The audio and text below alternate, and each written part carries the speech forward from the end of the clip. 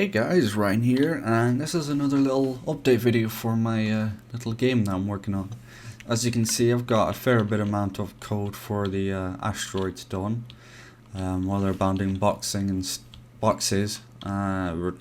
movement, I need to get the random rotation and random scale sorted, as at the moment it seems it only does either the movement or the rotation or the scale, and not all three, so I have to edit the code, make some changes. I might have to actually making some major changes to the main,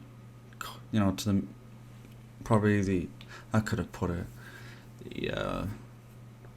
because the way the code is, it's in like a hierarchy, so I'd have to might have to change the code at the very top, or close to it at least, in order to get it to work properly. That'll be annoying. Well, although what I have been working on mostly, if you can hear the some random noise. What I've been working on mostly is a small little program that'll work with the game.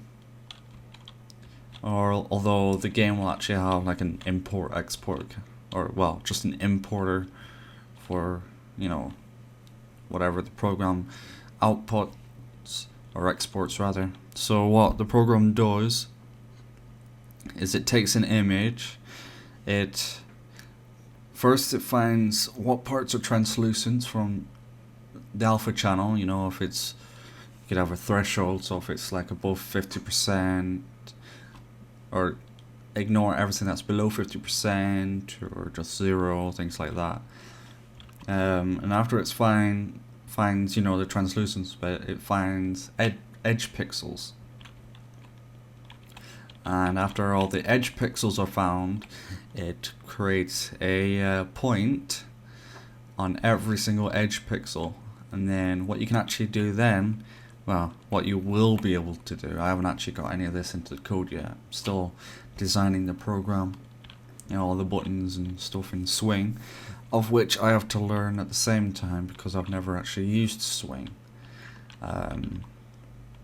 So it puts a point on every single pixel, and then you'll have the option to simplify it all the way down to a triangle.